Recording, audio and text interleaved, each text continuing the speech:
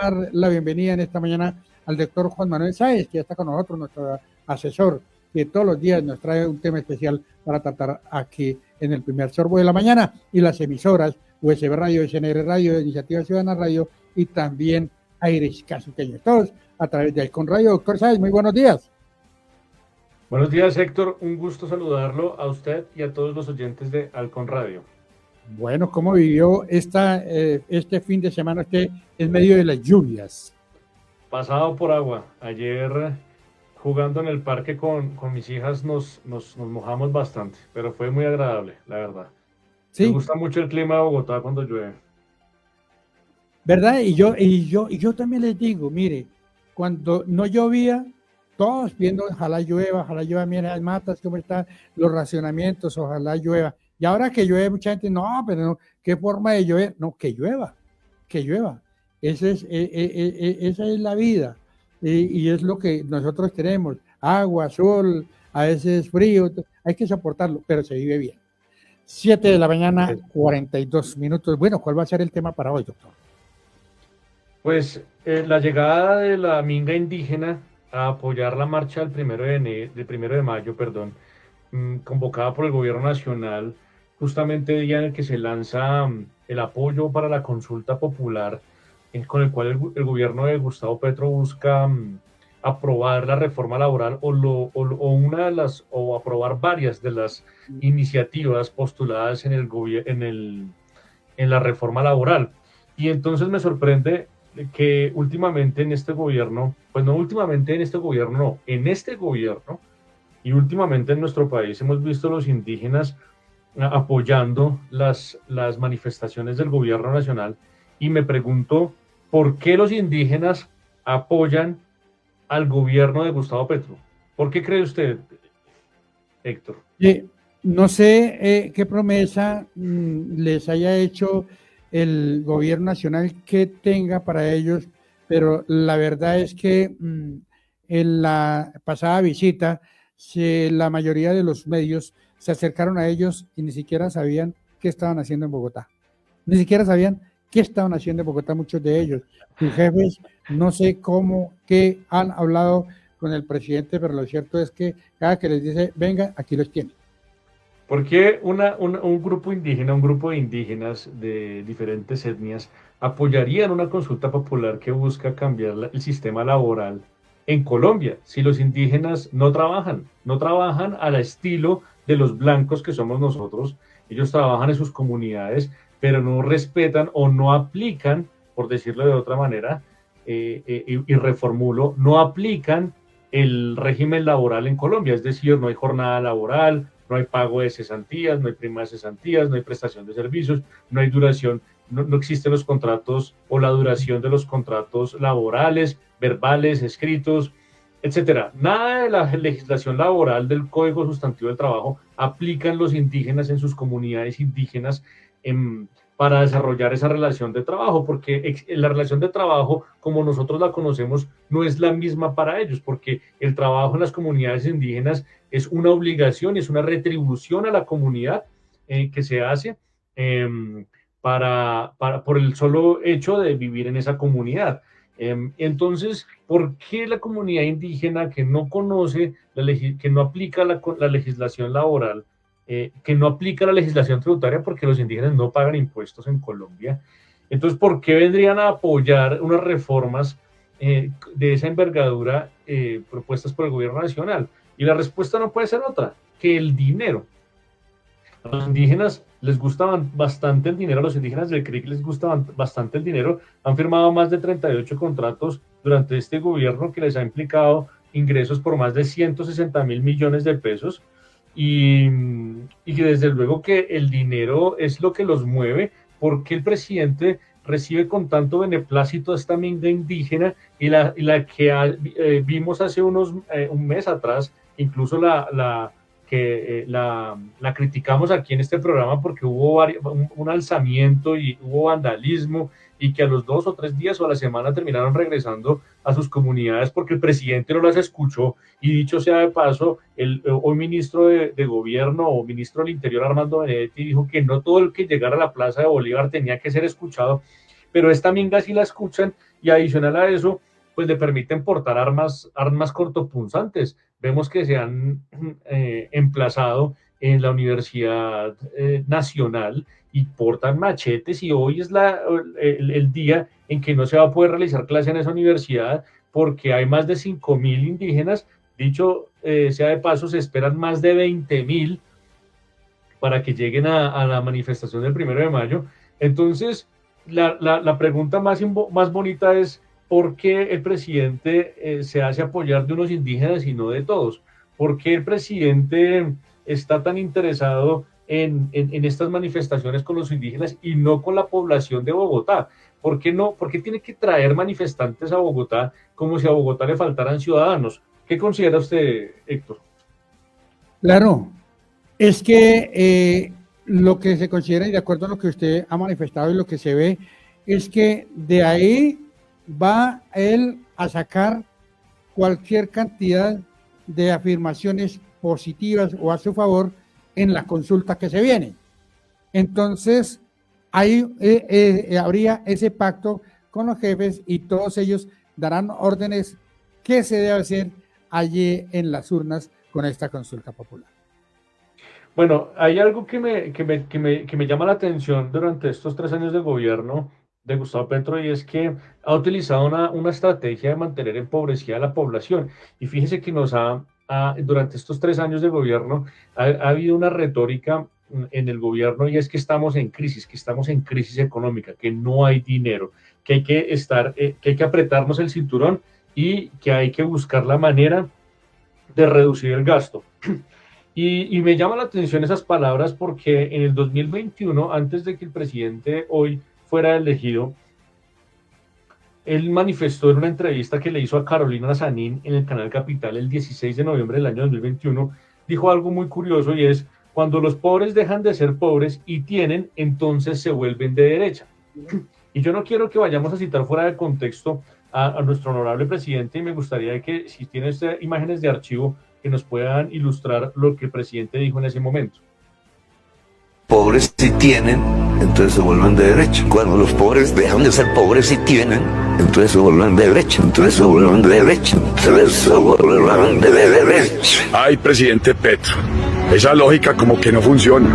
Porque si es así, yo quiero que toda Antioquia sea de derecha, para que toda Antioquia deje de ser pobre.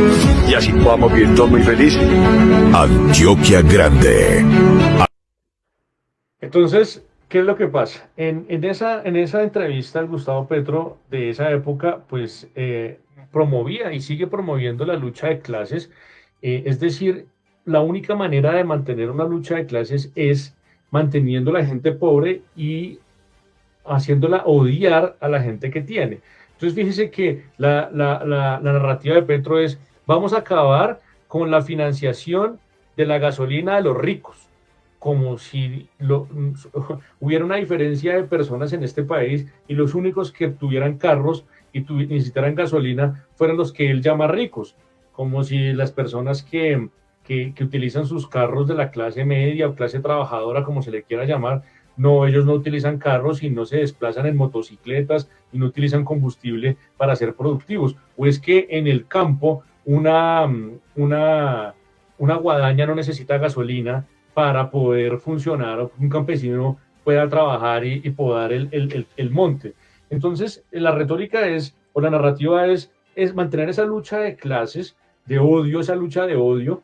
Recordemos que él se opuso bastante al aumento de precio de la gasolina y en el gobierno de Iván Duque, pero en este gobierno, en el gobierno de Iván Duque, el gas de gasolina estaba a 8.000 pesos, pero en este gobierno está a 16.000 pesos. Y en esa época Gustavo Petro decía que era inaudito que un país productor de petróleo pues tuviera la gasolina más cara del mundo. Pero hoy es normal que la gasolina sea la más cara del mundo porque pues hay que desfinanciar a los ricos. Y entonces hoy les tengo una lista de excentricidades del gobierno Petro. Y es que él dice que en lugar de tener hay que sentir, decía en el 2021. En esa entrevista que le hizo Carolina Sanín, que yo quisiera que los oyentes en algún punto escucharan, Petro se llena la boca diciendo que es muy bonito tener un sentir, es mejor sentir que tener. Y abro comillas, él dice, una agenda que no amarre a la clase media exclusivamente al tener, sino que le dé una dimensión más intensa en su vida que ir a un mall, que es la existencia. Para mí el conocimiento es una forma de intensidad profunda. Sí, yo sé que soy economista, si yo sé que soy economista, me pongo a ahondar en economía, tengo una pasión. Sí, a mí me gusta el arte, la experiencia del arte me da una pasión, cierro comillas. Pero entonces miremos qué ha sido el gobierno, qué ha sido Petro durante su gobierno en temas económicos. Y en los últimos 2 años de gobierno, el presidente colombiano ha realizado 40 viajes internacionales que costaron más de 7.800 millones de pesos de nuestro erario público. La gira más costosa que hizo el presidente tuvo lugar en Nueva York para participar en la Asamblea General de las Naciones Unidas. Ese viaje le costó al país 682 millones de pesos. Adicional a eso, no se nos olvide que entró a Saks en Fifth Avenue en Nueva York con el fin de comprar zapatos Ferragamo, Gucci, Givenchy, Marc Jacobs, Fendi, Balenciaga y Prada. Adicional a eso, pues quiero contarles que un par de zapatos puede costar allá más de $750, que hoy mal contados serían 3.500.000 pesos, un par de zapatos, y el presidente no tiene solo un par, ¿no? No se nos olvide que en Suiza, cuando estuvo en el foro en Davos, alquiló una casa que le costó al erario público más de 4.500 millones de pesos, solamente con el propósito de promocionar la marca país. En julio del 2024, y hago un paréntesis acá, porque en julio del 2024 fueron los Olímpicos en Francia. Y recordemos que esa gira del presidente en esa época ha sido bastante cuestionada por Álvaro Leiva en este momento, porque dijo que el presidente era drogadicto, que tenía problemas de alcohol y que se había perdido 2 días en esa gira en París, y que inclusive el servicio secreto o la inteligencia francesa había tenido que buscarlo, intervenir para encontrarlo porque se había desaparecido. Allí el presidente, ese viaje le costó a este país 491 millones de pesos. Y usted diría, pero es que es el presidente y tiene que viajar. Claro, pero ¿será que el apoyo del presidente hizo que los deportistas colombianos consiguieran más medallas? O sea, el hecho de que el presidente vaya y celebre y festeje y grite hurras a los deportistas en los Olímpicos, ¿hace que ellos deportistas ganen las medallas? Pues desde luego que no. El de apoyo sería entregarles dinero para que se entrenen mejor, para que se alimenten mejor, para que sostengan a sus familias mientras están concentrados practicando ese deporte. A nadie le importa que Gustavo Petro vaya a un estadio a dar hurras, pero sí nos importa que se gaste la plata de los impuestos de los colombianos. Entonces ustedes dirán, ay, pero este tipo sí que habla de impuestos y ni pagará impuestos. Yo les digo, bueno, el año pasado, en la declaración de renta de esta firma de abogados, pagamos más de 30 millones de pesos en impuestos, señores, en nuestra declaración de renta de esta firma de abogados. Entonces nosotros sí pagamos impuestos, y más o menos la declaración bimestral de IVA de esta firma de abogados puede ser alrededor de 22 millones de pesos. Entonces, si nosotros contribuimos tributariamente con nuestro esfuerzo económico, nuestros ingresos, contribuimos al desarrollo de este país. Es una pequeña medida porque somos una firma de abogados pequeña, pero sin embargo es un aporte que seguramente muchos de los oyentes no realizan y muchos de los críticos tampoco hacen.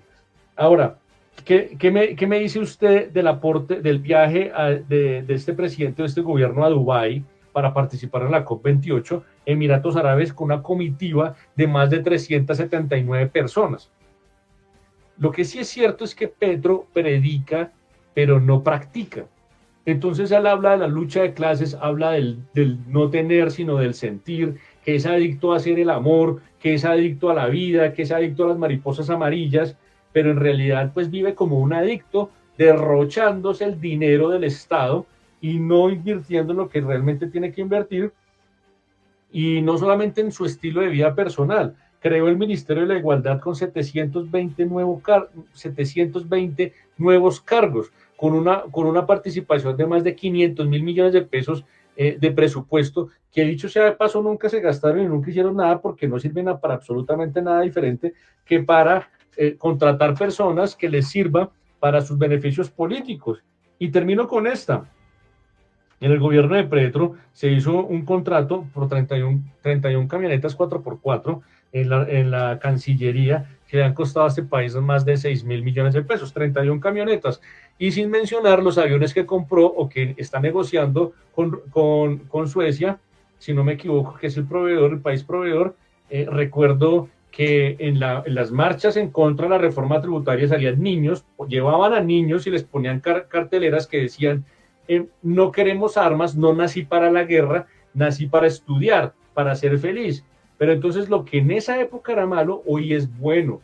Entonces Petro, en su política distorsionada, que dice una cosa y hace otra, me pregunto nuevamente, ¿por qué los indígenas del CRIC hoy están en Bogotá y van a llegar más de 20.000 a tomarse esta ciudad el día 1 de mayo? ¿A cuento de que si esa gente ni trabaja ni le aporta impuestos a este país, ni siquiera hacen algo positivo? Porque el Cauca y el Putumayo son las poblaciones más atrasadas desde el punto de vista cultural, económico, social, político. Es donde más corrupción, violencia, pobreza, miseria hay, liderada por estos indígenas, sin discriminar, porque no se trata de hablar de que porque son ellos o somos nosotros, no, es que es esa población la que vive en esa miseria, y es por esas culturas indígenas o etnias indígenas que se mantiene esa pobreza, que traen a nuestra ciudad, porque es que no es un secreto cómo viven cuando estuvieron en el Parque Nacional, cómo dejaron el Parque Nacional y cómo viven en los sitios que les da la alcaldía,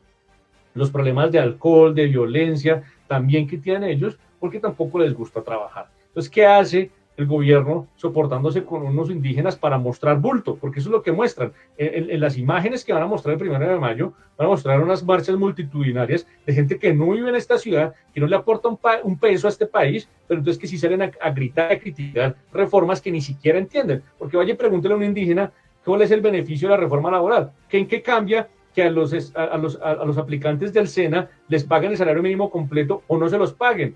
¿O qué implica que se acabe el contrato a término indefinido si esa gente no entiende, porque nunca ha aplicado, que es un contrato a término fijo, indefinido, laboral o no laboral? Porque esa gente no tiene ese contexto, porque no lo aplican. Ahora, les dejo esta perla. La familia Petro, el apellido Petro no es colombiano, proviene de Hungría, es eslovaco. Ellos vienen de Eslovaquia. Y el 50% de la población colombiana es de origen europeo. Hay otro porcentaje de origen indígena que tampoco es de Colombia. Los indígenas vienen de Perú, de Brasil, y el 10 o 15% de afrodescendientes vienen del África. Es decir, Colombia es un país que está lleno de culturas y de idiosincrasias que confluyen en este territorio. Y a Gustavo Petro se le olvida que aquí este país no es 100% indígena. Este país no es 100% indígena. Ni siquiera él es indígena. Entonces, entendamos que se gobierna para toda la población y en beneficio de toda la población, no con unos pocos que le sirvan al gobernante de turno. Es terrible esto, claro. Y viene la minga indígena y va a marchar. ¿Cómo gustaría a muchos de los colombianos que el 1 de mayo solamente saliera la amiga indígena y los colombianos no saldrían a marchar, a pedir? Y es que lo que uno ve es lo que no existe. Mire que en una marcha del 1 de mayo, el presidente de la CUT estaba convocando él mismo a la salida y que acompañaran al presidente de la República, y él estaba con el presidente de la República el día de una marcha, y a los 20 días o un mes hubo una marcha, y entonces ya los trabajadores esa pancarta le han dado la vuelta ya por el otro lado, le estaban reclamando al presidente, pero el día que él estaba con el presidente les quitó las represalias y lo que ellos tenían en contra del gobierno nacional, sino que tenía que estar a favor del gobierno nacional, pero les tocó voltearla a los pocos días porque no era el resultado de lo que ellos estaban esperando, ¿no es cierto? Y entonces la situación es bastante complicada. Aún así, el presidente de la República ha manifestado en algunos apartes que el 53% está a favor de su consulta. Yo lo que los invito es a que el jueves 1 de mayo descansen, vayan a estar con sus familias, no salgan a marchar, no salgan a apoyar un gobierno como un gobierno hipócrita y mentiroso como el que nosotros tenemos. No es posible que un presidente hable de no tener, hable de que no se puede sacar a la gente de la pobreza porque está malo tener, porque vivimos en un país, en un mundo del calentamiento global y del consumo, y esa retórica mentirosa para decir, para que a la hora de la verdad vaya él a Saks en Nueva York a comprar zapatos Ferragamo de $750 el par, mientras que acá nos dice, no, ustedes no compren, ustedes sí no vivan así, bajen el consumo, vivan pobres. Es que esa es la manera de proteger el ecosistema, siendo pobres. Siendo pobres, eliminamos el calentamiento global. Ese es el mensaje de Petro, mientras él va a su drogarse a París 2 días, va a Emiratos Árabes también a vivir una vida ahí como de una persona ahí que le gusta el arte, que le gusta el vino, pero mientras tanto acá en Colombia, la gasolina cara, las disidencias de las FARC matando a los policías, plan pistola del clan del Golfo, pero no, el arte de la vida y las mariposas amarillas es lo que nosotros debemos aplicar. Señores, por favor, oyentes, si nosotros queremos un poquito este país, el 1 de mayo o trabajamos o no salimos a marchar, ni salimos a apoyar a un gobierno que es hipócrita y mentiroso. Sí, así me estaba acordando cuando usted estaba diciendo, doctor, que llaman la atención que, oiga, despierte, ¿no? Oiga, muchachos, despierte. Me iba a acordar las palabras de este futbolista que hace pocos días pues daba a conocer su punto de vista, que le preguntaron qué le parecía el gobierno, una insultada para el presidente Petro, porque él no está de acuerdo. Entonces le dice ya, oiga, despierten, ¿ustedes qué les pasa? Entregamos el país, se lo dejamos y entonces así estamos. Nosotros, no, esto está vuelto chicuca. Y no, la cuestión es que no hemos despertado. Bueno, así van las cosas, doctor. Sí, van, y le dejo la última. El gobierno, tanto que se llena la boca hablando de la igualdad de género y que hay que proteger a las mujeres, pues hoy Laura Sarabia está muy ofendida por la discriminación de género que le dan en el gobierno, una mujer de 31 años que se ha labrado un camino, controversial o no, gústenos o no, es una mujer que ha sobresalido y que se ha hecho un camino a ella misma. Y entonces la discrimina a Benedetti porque dice, cuando ella era secretaria era que me importaba, ahora ya no me importa, la discriminan por ser mujer.